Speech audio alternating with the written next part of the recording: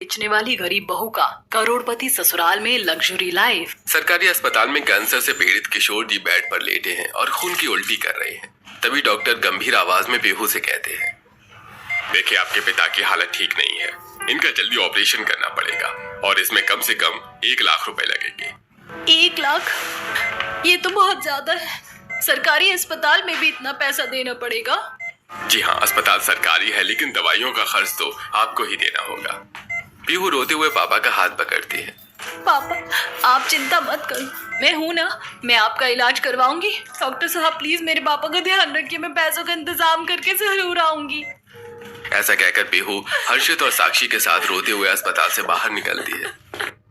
दीदी, हमारे साथ ही इतना बुरा क्यों हो रहा है? पहले मम्मी चली गई, अब पापा भी बीमार हो गए। हाँ दीदी, पापा ठीक तो हो जाएंगे ना? कहीं पापा भी मम्मी की तरह? नहीं नहीं साक्षी, पापा को कुछ नहीं होगा, कुछ नहीं होगा पापा को। चलते चलते पीहू अचानक रुक जाती है, उसकी आंखें भर आती हैं और वो पुराने दिन याद करती है। पीहू बेटा, जरा देखना, हर्षित फिर से रसोई में मिठाई ढूंढ रहा होगा। मम्मी, वो नहीं सुधरेगा। मैं बस चेक कर रहा था, मिठाई खराब तो नहीं हुई। हाँ हाँ, पेट में जाकर ही चेक करेगा। सब हंस पड़ते हैं। किशोर जी अखबार पढ़ते हुए मुस्कुरा रहे हैं। अरे लगता है घर में सबसे ज्यादा काम हर्षित ही करता है, चलो खाना खाते हैं। पूरा परिवार जमीन पर बैठकर साथ में खाना खाने लगता है। भगवान करे ये हंसी हमेशा ऐसे ही बनी रहे। मम्मी, हम हमेशा ऐसे ही साथ रहेंगे। खाना खाने के बाद पापा बच्चों के साथ लूडो खेल रहे थे। माँ बालों में तेल लगा रही है और पीहू रसोई में गुनगुनाते हुए काम कर रही थी। तभी जो जीतेगा उसे कल आइसक्रीम मिलेगी। मैं जीतूंगा? जीतूंगी तो मैं ही। घर में कितना सुकून और अपनापन था अगर वो मनहूस दिन ना आया होता, क्योंकि उस दिन सरिता जी अचानक जोर से खांसने लगती हैं। मम्मी, क्या हुआ आपको? कुछ नहीं बेटा, बस हल्की तबीयत खराब है। खांसी बढ़ती जाती और सरिता जी अचानक गिर जाती हैं। पापा, मम्मी गिर गई। सभी जल्दी जल्दी में सरिता जी को अस्पताल में भर्ती करवाते हैं और थोड़ी देर के बाद हमें अफसोस है, हम उन्हें बचा नहीं पाए। माँ के जाने के बाद पिता टूट गए और कुछ ही महीने बाद उन्हें कैंसर हो गया। इलाज में घर की सारी जमा पूंजी खत्म हो गई और अब अपना जीवन चलाने के लिए पीहू को कढ़ी चावल बेचने होते हैं। माँ, हमें छोड़कर मत जाओ माँ, हमें छोड़कर मत जाओ माँ। पीहू को ऐसे चलता हुआ देखकर अचानक साक्षी और हर्षित घबरा जाते हैं। अरे पीहू दीदी, क्या हुआ आपको? दीदी, अरे कुछ नहीं, बस कुछ पुरानी बातें याद आ गई थी। पीहू अपने भाई बहनों के साथ घर लौट आती है। उसका छोटा सा टूटा फूटा घर है। दीदी, मुझे बहुत भूख लग रही है, कुछ खाने को दे दो ना। सुबह से ठीक से खाया भी नहीं। पीहू कुछ पल चुप रहती है, फिर कोने में रखे बड़े पतीले को देखती है जिसमें वो बेचने के लिए कढ़ी चावल बनाकर लाई थी। ठीक है, तुम लोग पहले ये कढ़ी चावल खा लो, बाकी के मैं बाजार में बेचकर आ जाऊंगी। पीहू अपने दोनों हाथों से खाना परोसती है, खुद बिना खाए ही ठेला तैयार करने लगती है। दीदी, आप नहीं खाओगी? मैं बाद में खा लूंगी, पहले काम जरूरी है। पीहू ठेला लेकर रोज की तरह बाजार की ओर निकल पड़ती है। बाजार में लोगों की भीड़ लगी हुई थी। पीहू अपना ठेला लगाती है और गर्मा गर्म कढ़ी चावल परोसना शुरू करती है। अरे वाह बेटी, क्या स्वाद है तुम्हारे कढ़ी चावल में। बिल्कुल घर जैसा स्वाद है, 1 प्लेट और देना। जी, अभी देती हूँ। पीहू शाम तक लगातार मेहनत करती है और धीरे धीरे पूरा खाना बिक जाता है। पीहू हर रोज सुबह सबसे पहले उठकर कढ़ी चावल बेचने के लिए बनाती थी। उसके बाद अपने पिता से मिलने अस्पताल जाती थी। उसके ठेले के पास ही एक राजमा चावल और एक छोले चावल वाला भी ठेला लगाए खड़े थे। अरे भाई, इसके कढ़ी चावल तो कमाल के हैं। सच में भाई, राजमा चावल से भी ज्यादा स्वादिष्ट और मजेदार है। अरे भाई, कुछ दिनों में तो तुम्हारा धंधा बंद समझो, सब लोग इसी के पास आएंगे। ये सुनकर राजमा चावल वाला और छोले चावल वाला एक दूसरे को देखने लगते हैं। ये देख रहा है, हमारी रोजी पर लात मार रही है ये लड़की। अगर ये यहीं रही ना तो हमारा पत्ता साफ हो जाएगा। कुछ करना होगा वरना भूखे मर जाएंगे। अरे मेरे पास एक प्लान है, कल देखते जा। शाम होते होते पीहू का सारा खाना फिर खत्म हो जाता है। वो पैसे संभाल कर मुस्कुराते हुए घर लौट जाती है।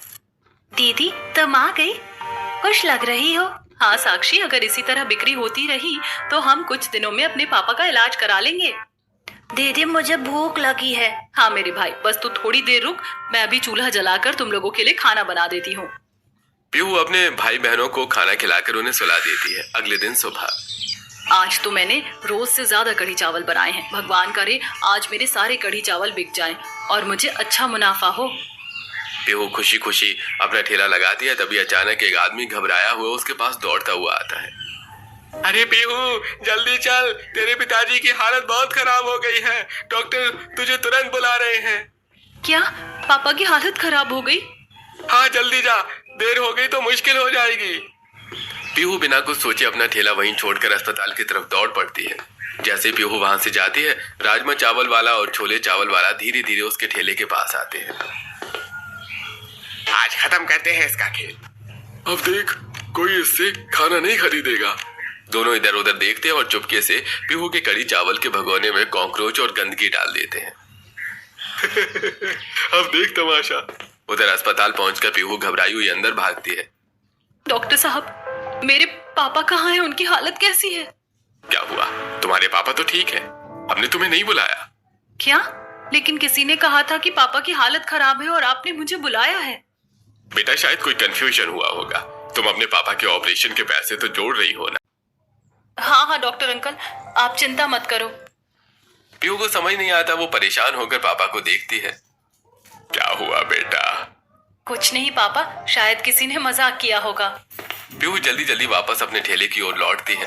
बाजार पहुंचते ही पीहू देखती है कि उसके ठेले के आसपास लोगों की भीड़ जमा है। अरे यही है वो लड़की, और लोगों को जहर खिलाती है। क्या हुआ? आप लोग ऐसे क्यों बोल रहे हैं? अरे खुद ही देख लो, तेरे खाने में क्या निकला है। एक आदमी प्लेट उठाकर दिखाता है जिसमें कॉकरोच पड़ा हुआ था। छी, गंदा खाना बेचती है, हम सबको मारना चाहती है क्या? छी, गंदा खाना बेचती हो, हम सबको मारना चाहती है क्या? नहीं, मैंने ऐसा कुछ नहीं किया। मेरा खाना हमेशा साफ रहता है। कि इसीलिए कड़ी चावल सस्ता बेचती है, खराब सामान डालती होगी। अरे मेरा तो पेट खराब हो गया था इसका खाना खाकर। कड़ी चावल वाले और राजमा चावल वाले के भड़काने पर भीड़ भड़क जाती है। अरे इसका ठेला तोड़ दो, ऐसे लोगों को सबक सिखाना चाहिए। लोग गुस्से में ठेला पलट देते हैं। कड़ी चावल जमीन पर गिर जाते हैं। भगोना दूर जा गिरता है। नहीं प्लीज मत तोड़ो, मैंने कुछ नहीं किया, ये मेरी मेहनत है। लेकिन कोई उसकी बात नहीं सुनता। तभी पुलिस वहां पहुंचती है। यहाँ क्या तमाशा लगा रखा है? अरे साहब, ये लड़की गंदा खाना बेचती है। आज के बाद यहाँ अगर तुम्हारा ठेला दिखाई दिया ना तो सीधे थाने ले जाऊंगा, समझी? लेकिन साहब मैंने कुछ नहीं किया, शायद मेरे साथ किसी ने साजिश की है। बस अब निकलो यहाँ से। पुलिस के जाते ही लोग धीरे धीरे चले जाते हैं। जमीन पर बिखरा खाना, टूटा ठेला और बीच सड़क पर खड़ी रोती हुई पीहू आंसू पोंछते हुए टूटा सामान समेटती और घर की ओर चल पड़ती है। दीदी क्या हुआ? आप रो क्यों रही हो? और हमारा ठेला कहाँ है? दीदी आज खाना नहीं लाई। ठेला लोगों ने तोड़ दिया। अब हम क्या करेंगे दीदी? अब पापा का इलाज कैसे होगा? मुझे पूरा विश्वास है कि माँ की इस सीक्रेट रेसिपी की बदौलत ही मेरी किस्मत एक दिन जरूर बदलेगी। इसीलिए मैं कड़ी चावल का काम फिर से शुरू करूंगी। लेकिन कैसे दीदी? पीहू चारों तरफ अपने छोटे से घर को देखती है और कुछ पुराने बर्तन, एक पुराना टीवी और कुछ और सामान दिखता है। अगले दिन पीहू घर के कुछ बर्तन, पुराना सिलेंडर, स्टैंड, टीवी और जरूरत का सामान उठाकर कबाड़ी के पास पहुंचती है। मुझे ये सारा सामान बेचना है। इस सामान के कितने पैसे मिल जाएंगे? अरे बस इतना ही है, ज्यादा पैसे नहीं मिलेंगे। जितना मिल जाए दे दीजिए, मुझे बहुत जरूरत है। कबाड़ी वाला उसको 500 रुपए देता है। उन्हीं पैसों से पीहू एक पुरानी साइकिल खरीदती है। घर आकर उस पर छोटा सा चूल्हा बांधती है और पीछे भगोना सेट कर देती है। दीदी अब हम फिर से कड़ी चावल बेचेंगे? हाँ, अब हमारी दुकान चलेगी, लेकिन पहियों पर। अब पीहू एक जगह खड़ी नहीं होती। गली गली साइकिल चलाकर कड़ी चावल बेचती है। धूप, थकान और भूख के बावजूद उसके चेहरे पर हिम्मत बनी रहती है। गर्मा गर्म कड़ी चावल, घर जैसा स्वाद, कड़ी चावल ले लो। बच्चे, मजदूर और ऑफिस वाले उससे खाना खरीदने लगते हैं। अरे बहन, तुम्हारे कड़ी चावल में घर वाला स्वाद है। धीरे धीरे उसके सारे कड़ी चावल खत्म हो जाते हैं। आज तो सब जल्दी खत्म हो गया। अगले दिन पीहू उसी इलाके में फिर पहुंचती है और सोचने लगती है, अगर यहाँ कोई छोटी सी जगह मिल जाए तो रोज यहीं बेच सकती हूँ। तभी उसकी नजर पास में पड़े खाली पान के खोखे पर जाती है। यहाँ तो कोई भी नहीं है, शायद मैं यहाँ दुकान लगा सकती हूँ। अगले दिन पीहू सुबह सुबह कड़ी चावल बनाकर उसी खोखे के पास पहुंच जाती है। आज से यही हमारी दुकान है। दुकान बस स्टॉप के पास होता है, इसलिए वहां ग्राहक ज्यादा आते हैं और लोग रुक रुक कर खाना लेने लगते हैं। उसकी बिक्री पहले से भी ज्यादा होने लगती है। बहन रोज यहीं लगाया करो, तुम्हारे हाथ में तो जादू है। शाम होते होते फिर से सारा खाना खत्म हो जाता है। पीहू वापस से अपना सामान समेट कर घर लौटती है। बेटा बहुत थक जाती होगी ना। नहीं पापा, आपकी बेटी बहुत मजबूत है। अस्पताल से बाहर निकलते ही पीहू अकेली बैठ जाती है। आंसू खुद ब खुद बहने लगते हैं। आखिर मेरी किस्मत ऐसी क्यों है? पहले माँ मुझे छोड़कर क्यों चली गई? फिर पापा की तबीयत इतनी खराब क्यों हो गई? क्यों मैं ही क्यों हर बार टूट जाती हूँ? आंसू पोंछकर पीहू फिर खड़ी हो जाती है। अगली सुबह पीहू अपने छोटे से खोखे पर दुकान लगाने पहुंच जाती है। धीरे धीरे ग्राहक आने लगते हैं और बिक्री शुरू हो जाती है। तभी वहां एक अनजान आदमी आता है। वो आदमी अलग अलग जगहों पर खाना चख रहा था। एक प्लेट कढ़ी चावल देना। पिछले एक हफ्ते से पूरे शहर के कढ़ी चावल चख चुका हूँ, लेकिन वो नहीं मिला जो मैं ढूंढ रहा हूँ। कई दुकानों का खाना चखने के बाद उसकी नजर पीहू के खोखे पर पड़ती है। बहन एक प्लेट कढ़ी चावल देना। जी। पीहू प्लेट बनाकर देती है। विकास पहला निवाला खाता है और अचानक रुक जाता है। ये कढ़ी चावल तुमने बनाए हैं? जी मैं ही बनाती हूँ। मैं पूरे शहर में कढ़ी चावल टेस्ट कर चुका हूँ, लेकिन इतना संतुलित स्वाद, इतना घर जैसा फ्लेवर मुझे कहीं नहीं मिला। ये कढ़ी चावल मेरी माँ की सीक्रेट रेसिपी है। ये हुनर भी मजबूरी ने ही सिखाया है। कैसी मजबूरी? इतनी कम उम्र में इतना संघर्ष क्यों कर रही हो? पिताजी को कैंसर है, उनका ऑपरेशन करवाना है। घर पर छोटे छोटे भाई बहन हैं, उन्हें पढ़ाना लिखाना है और घर का खर्च भी चलाना है। मैं केटरिंग का काम करता हूँ, शादियाँ, फंक्शन और बड़े ऑर्डर लेता हूँ। अगर तुम चाहो तो मैं तुम्हें मौका दे सकता हूँ। मौका? कैसा मौका? मेरे साथ केटरिंग का काम करो, शादियों में कढ़ी चावल का स्टॉल लगाओगी। पीहू कुछ देर सोचती है। उसे पापा का चेहरा याद आता है, भाई बहनों की जिम्मेदारी याद आती है। अगर इससे मेरे पापा का इलाज हो सकता है तो मैं तैयार हूँ। ठीक है, आज शाम तैयार रहना। मैं तुम्हें पहली शादी का ऑर्डर दिलाऊंगा। शहर के सबसे अमीर घर की शादी है। पीहू तुरंत हाँ कर देती है। उसे पैसों की जरूरत थी। उस दिन पीहू केटरिंग वाली के साथ जाती है और शादी में कढ़ी चावल बनाकर तैयार करती है। पीहू शहर के सबसे अमीर घराने के इकलौते बेटे वेद की शादी में कढ़ी चावल परोस रही थी। उसी समय अंदर दूल्हे का परिवार घबराया हुआ बैठा है। ये क्या हो गया? दुल्हन भाग गई? वो वेद की पसंद की लड़की थी, हमें धोखा दे गई। बाहर मीडिया खड़ा है, अगर बात फैल गई तो हमारी इज्जत खत्म हो जाएगी। चुनाव आने वाले हैं, राजनीतिक लोग बाहर हैं, बदनामी हो गई तो सब खत्म हो जाएगा। अब क्या करेंगे दादी? अभी शादी रुक नहीं सकती। किसी भी कीमत पर हमारी इज्जत बचनी चाहिए। दादी सास बाहर आती हैं और लोगों को खाना परोसती हुई पीहू को देखती हैं। पद्मिनी जी धीरे से विकास से पूछती हैं, ये लड़की कौन है? गरीब है लेकिन बहुत ईमानदार और मेहनती है। इस लड़की को अंदर लेकर आओ।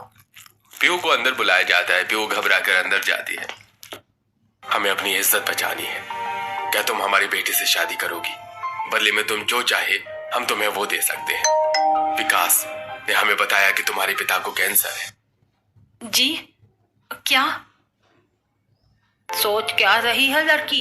कढ़ी चावल बनाकर तू कभी अपने पिता का इलाज नहीं करवा पाएगी। पीहू के दिमाग में पिता का इलाज, भाई बहनों का भविष्य, टूटा घर सब घूमने लगता है। अगर मैंने हाँ कहा तो पापा बच सकते हैं। अगर मेरे पापा का इलाज हो जाए तो मैं शादी के लिए तैयार हूँ। उसी मंडप में जहां दूसरी दुल्हन की शादी होनी थी, अब पीहू दुल्हन बनकर बैठी है। जिस लड़की ने सुबह तक साइकिल पर कढ़ी चावल बेचे थे, वो रात होते होते करोड़पति घर की बहू बन चुकी थी। दरवाजे पर उसकी सास आरती की थाली लेकर खड़ी होती है।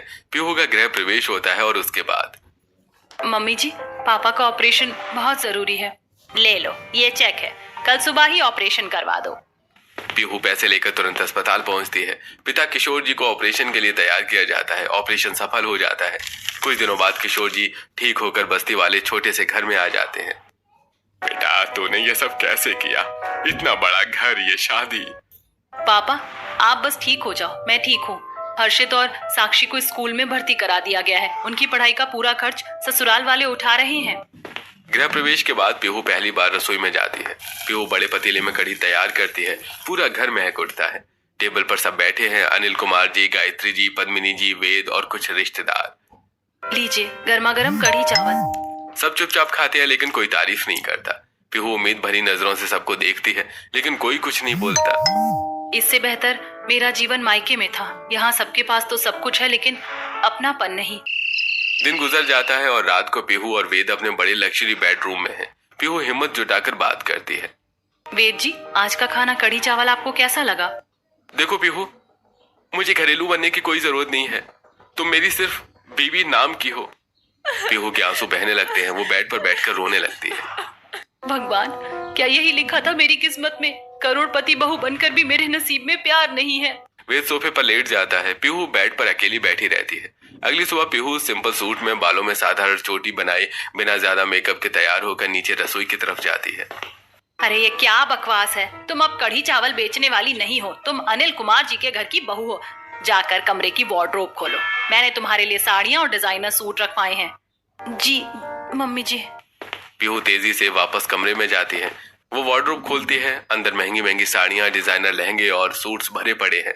वो मेकअप करती है, बाल खोलकर स्ट्रेट करती है, महंगी साड़ी और ज्वेलरी पहनती है। अब वो पूरी तरह अमीर घर की बहू जैसी लग रही है।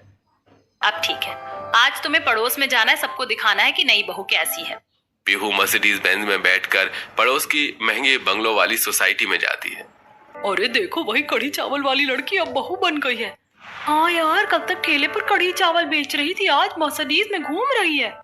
देखते हैं कितने दिन टिकती है ये। अमीर घर की बहू बनना आसान नहीं होता। पीहू को देखकर तीनों पड़ोसनें मुस्कुराते हुए नमस्ते करती हैं। कुछ दिन ऐसे ही गुजरते हैं और एक दिन पीहू अपने घर जाती है, जहाँ उसकी पुरानी सहेलियां रिया, प्रिया और नेहा उसे मिलने आती हैं। पीहू, तेरे बाल तो एकदम सिल्की हो गए, इतने अच्छे कैसे हो गए? हाँ यार, और स्किन भी ग्लो कर रही है, क्या राज है? यूरोप जाकर मेरे बालों को स्पेशल केयर करवाई गई है। वहाँ की सैलून में बहुत अच्छा ट्रीटमेंट होता है। वाह, अब तो तू पूरी लेडी बन गई है। कढ़ी चावल वाली से सीधे करोड़पति की बहू। हाँ, किस्मत ने एकदम पलट दिया। सहेलियां खुश होकर बातें करती हैं, लेकिन पीहू के मन में अभी भी वेद के ठंडे शब्द गूंज रहे हैं। पीहू अपने घर वापस आती है और रात को कमरे में एसी चल रहा है। वेद बेड पर सो रहा है। पीहू सोफे पर लेटी है, ठंड में कांप रही है। वेद चुपके से उठकर उसके ऊपर कंबल डाल देता है। एक ना एक दिन मैं इनका प्यार जरूर पालूंगी। अगले दिन सुबह 7 बजे पीहू वेद के लिए शर्ट और पैंट निकाल कर बेड पर रख रही है। वेद बाथरूम से तौलिया में निकलता है। वेद जी, आपके कपड़े निकाल कर रख दिए हैं। ज्यादा हक जताने की जरूरत नहीं है पीहू। पीहू का चेहरा उतर जाता है। दिन बीतते हैं। पीहू रोज वेद के लिए टिफिन बनाकर देती है। एक दिन टिफिन में छोटी सी पर्ची रखी होती है। ऑफिस में वेद टिफिन खोलता है। पीहू की पर्ची पढ़कर वो कुछ पल के लिए रुक जाता है।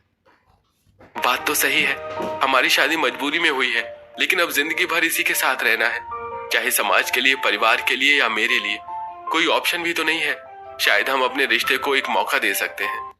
शाम को 7 बजे वेद घर लौटता है। उसके हाथ में खूबसूरत गुलदस्ता और एक छोटा डायमंड ज्वेलरी सेट है। पीहू रसोई से बाहर आ रही होती है। ये तुम्हारे लिए। वेद जी, ये क्या? इतना सुंदर गुलदस्ता और ये डायमंड सेट?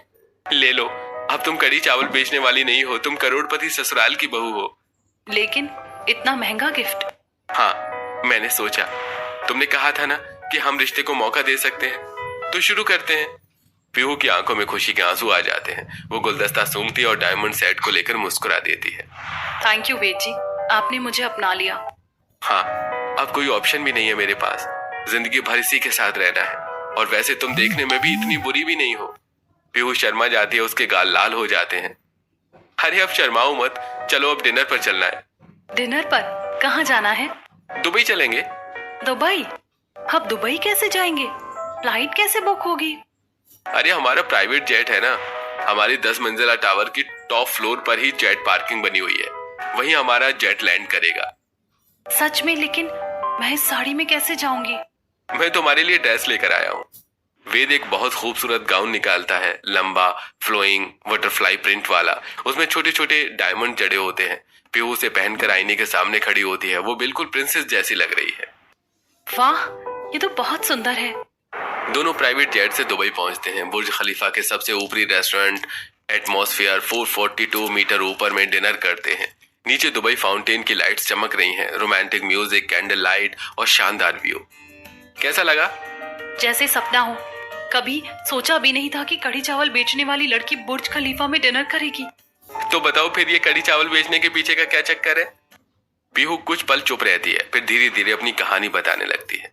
जब मैं 18 की थी तब मेरी माँ मर गई और कुछ दिन बाद पापा को कैंसर हो गया। मैंने ये काम शुरू किया। फिर क्या हुआ? डॉक्टर ने बताया पापा को कैंसर है। जो भी पैसा था सब इलाज में लग गया। घर की जमा पूंजी खत्म हो गई।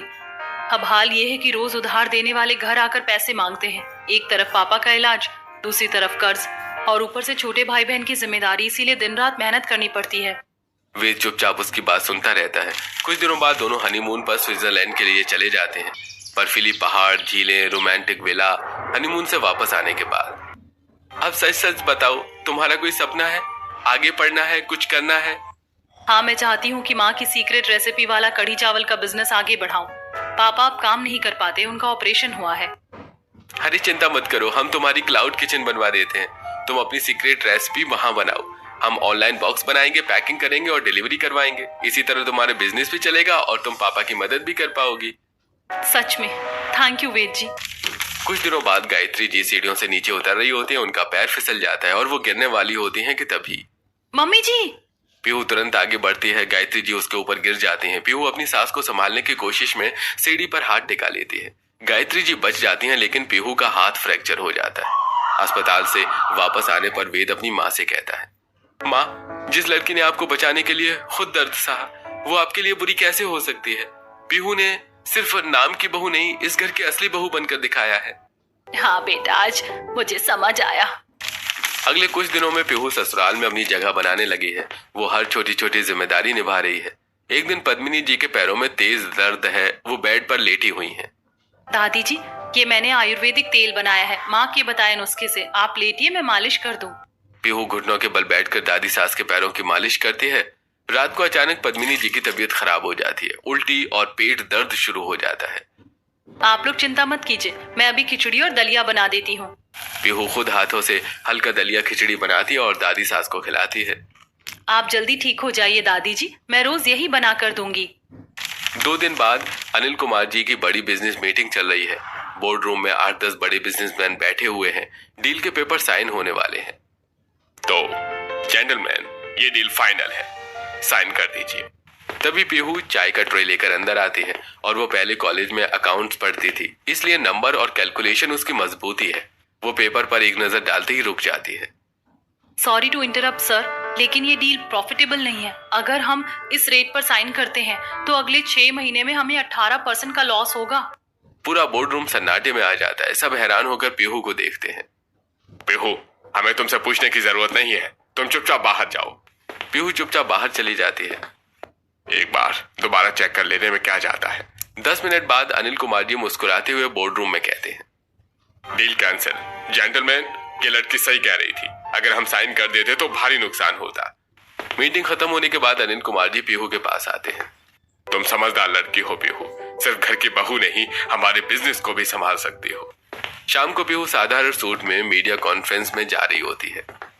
अरे रुक बहू, भले ही तुम्हारी शादी जबरदस्ती हुई हो, लेकिन बाहर लोगों को तो दिखाना पड़ेगा ना कि हमारे घर की बहू कितनी लग्जरी लाइफस्टाइल जी रही है। गायत्री जी पीहू को वार्डरोब में एक बेहद महंगी डिजाइनर साड़ी, हीरे की ज्वेलरी और ब्रांडेड हैंडबैग निकाल कर देती हैं। अब जाकर तैयार हो, आज हम सब मिलकर बाहर डिनर पर जा रहे हैं, रोल्स रॉयस में जाएंगे। पीहू तैयार होकर नीचे आती है। लग्जरी गाड़ी, हीरे की नेकलेस, ब्रेसलेट और महंगी जूतियां। वो अब पूरी तरह करोड़पति परिवार की बहू जैसी लग रही है। अब ठीक है, चलो। पूरा परिवार लग्जरी कार में बैठकर शहर के सबसे महंगे रेस्टोरेंट में डिनर करने जाता है। बाहर मीडिया और लोग देखते रह जाते हैं। बाहर से तो सब लग्जरी है, लेकिन अंदर से अब धीरे धीरे ये घर भी अपना लगने लगा है। 6 महीने बाद माँ की सीक्रेट कढ़ी का ऑनलाइन ब्रांड पूरे शहर में मशहूर हो गया है। पीहू बाथरूम से बाहर आती है। हाथ में प्रेगनेंसी टेस्ट किट है। वो तेजी से नीचे डाइनिंग एरिया में जाती है। पूरा परिवार नाश्ता कर रहा है। सबको एक अच्छी खबर देनी है। क्या हुआ पीहू, सब ठीक तो है? हम माँ पापा बनने वाले हैं। मैं प्रेग्नेंट हूँ। एक पल के लिए पूरा घर सन्नाटे में आ जाता है। सच, हमारा बच्चा? पीहू, मैं बहुत खुश हूँ। मेरी बहू, तूने इस घर को पूरा कर दिया। भगवान करे मेरे पोते पोती को बहुत उम्र मिले। तुम दोनों ने इस घर में खुशियां लौटा दी। 6 महीने बाद पीहू के पेट में 7 महीने का बच्चा है। पूरा घर तैयार है। पीहू अब क्लाउड किचन की CEO बन चुकी है। माँ की सीक्रेट कढ़ी पूरे भारत में 50 शहरों में डिलीवर हो रहा है। बालकनी में पूरा परिवार बैठा है। तुम्हें पता है तुम्हारी माँ कितनी बहादुर है? कड़ी चावल बेचने वाली लड़की ने पूरे परिवार को संभाल लिया। तभी हर्षित और साक्षी हॉस्टल से छुट्टी लेकर आए हैं। किशोर जी भी ठीक होकर परिवार के साथ बैठे हैं। बेटा, तूने सिर्फ ना अपना भविष्य संवारा बल्कि हम सबका भी। पहले मैं सोचती थी कि मेरी किस्मत बहुत खराब है, लेकिन आज लगता है भगवान ने मुझे सबसे सुंदर किस्मत दी। माँ की सीक्रेट रेसिपी ने सिर्फ कढ़ी चावल नहीं, मेरी पूरी जिंदगी बदल दी।